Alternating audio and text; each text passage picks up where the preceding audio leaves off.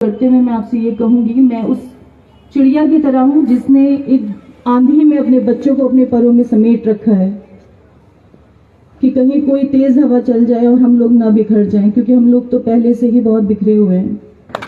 क्या गलती थी मेरे शौहर शिफा रहमान की कि उसने आप लोगों के लिए आवाज उठाई? आज क्या होता अगर CNRC का जो हमारे ऊपर लागू होने जा रहा था वो लागू हो जाता? आप में से जाने कितने लोग अपने अपने पेपर्स तैयार करने में लगे हुए होते।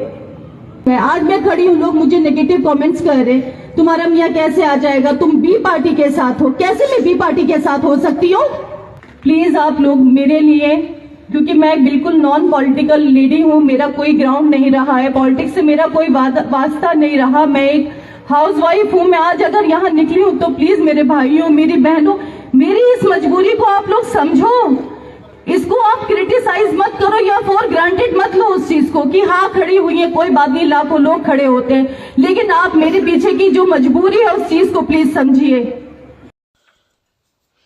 दिल्ली विधानसभा चुनाव आने वाले हैं। 5 फरवरी को दिल्ली में चुनाव होना है और वहीं 8 फरवरी को उसके रिजल्ट भी घोषित कर दिए जाएंगे।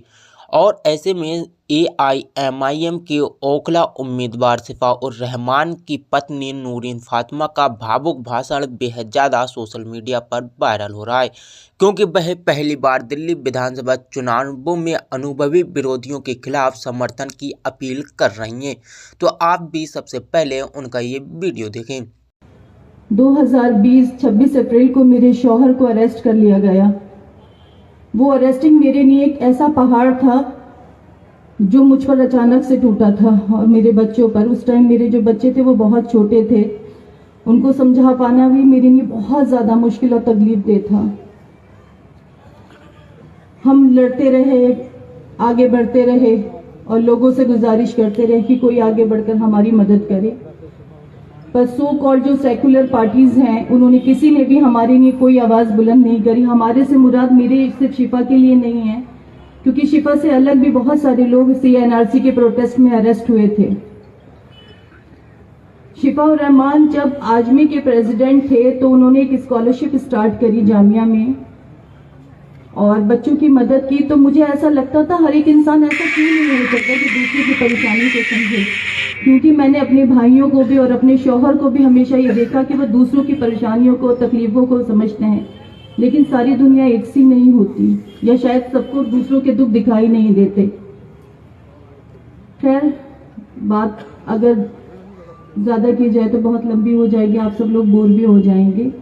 बात को शॉर्ट करते हुए मैं आपसे ये कहूंगी कि मैं उस चिड़िया की तरह हूं जिसने एक आंधी में अपने बच्चों को अपने परों में समेट रखा है कि कहीं कोई तेज हवा चल जाए और हम लोग ना बिखर जाएं, क्योंकि हम लोग तो पहले से ही बहुत बिखरे हुए हैं। मैं आप लोगों से किसी वाहवाही की तलबगार नहीं हूं। मैं आज अकेली खड़ी हुई हूं और खड़े होने का भी रीजन मैं आपको बताऊंगी, क्योंकि बहुत सारे लोग ये सवाल करते हैं कि इलेक्शन में खड़े होने से शिफा उर रहमान बाहर नहीं आ जाएंगे। बिल्कुल सही बात है, इलेक्शन में खड़े होने से शिफा उर रहमान बाहर नहीं आ जाएंगे, लेकिन कम से कम उन लोगों को पता तो चलेगा जो शिफा उर रहमान को भूल चुके हैं, जिनको उनका नाम तक याद नहीं रहा, जो एक ट्वीट करने से डरते हैं और एक पोस्ट लगाने से डरते हैं। क्या गलती थी मेरे शौहर शिफा उर रहमान की कि उसने आप लोगों के लिए आवाज उठाई?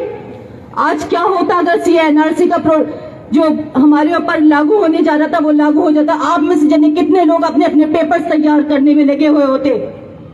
मेरा शौहर 4.5 साल से जेल में पड़ा है और किसी को इस बात का एहसास नहीं कि किसी की रात की नींद हराम नहीं होती इस चीज को सोच के कि मैं तन्हा अपने बच्चों के साथ रह रही हूँ। कैसे आप लोगों को इतनी सुकून भरी नींद आ जाती है? आज मैं खड़ी हूँ, लोग मुझे नेगेटिव कमेंट्स कर रहे, तुम्हारा मियाँ कैसे आ जाएगा, तुम बी पार्टी के साथ हो। कैसे मैं बी पार्टी के साथ हो सकती हूँ?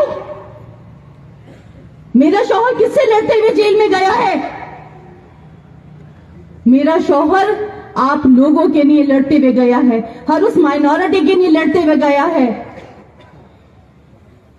जिनके खिलाफ वो अंधा कानून लागू करने जा रहे थे। अगर वो लागू हो जाता, आप ये सोचिए, बद से बदतर हालात हो जाते।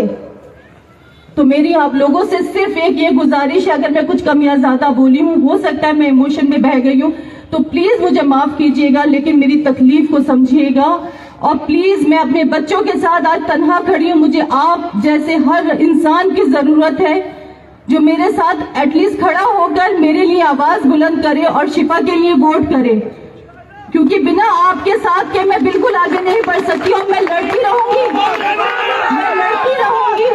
अपनी आखिरी सांस तक, जब तक मैं शिफा को इंसाफ न दिला दूं और मैं ऐसा माहौल पैदा न कर दूं कि कोई और शिफा न बने और कोई नूरीन न बने।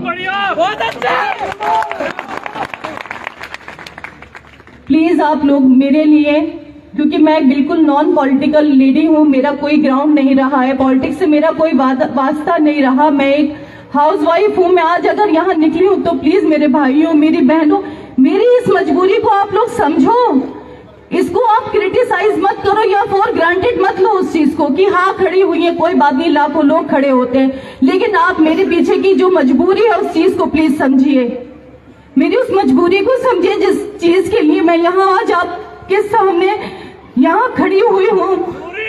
संघर्ष करो, हम तुम्हारे साथ हैं। संघर्ष करो, हम तुम्हारे साथ हैं। संघर्ष करो, हम तुम्हारे साथ हैं। क्योंकि मैंने कहीं से कहीं तक ही नहीं सोचा था कि मैं इतने लोगों को फेस करूंगी, और मैं रोना भी नहीं चाहती, क्योंकि जब तक मैं खुद मजबूत नहीं रहूंगी तो मैं आपको क्या मजबूती दूंगी।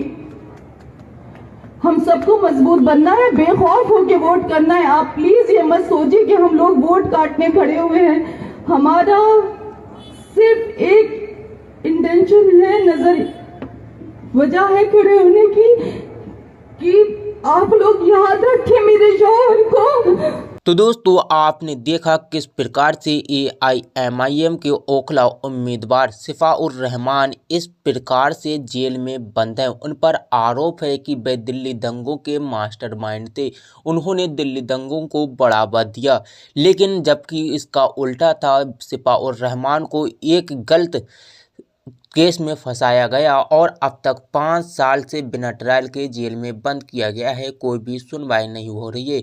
जबकि हाईकोर्ट ने दिल्ली पुलिस से सवाल भी किए थे कि किसी भी प्रोटेस्ट करना क्या गलत है। UAPA का जब प्रोटेस्ट हो रहा था तो उनको गिरफ्तार करना क्या ये गलत नहीं है, लेकिन इसके बावजूद भी हाईकोर्ट ने अभी रिहा नहीं किया है। तो आप क्या कहते हैं शिफाउर रहमान की पत्नी का? पूरा वीडियो सुनने के बाद कमेंट सेक्शन में बताना ना भूलना। मिलते हैं एक और वीडियो के साथ।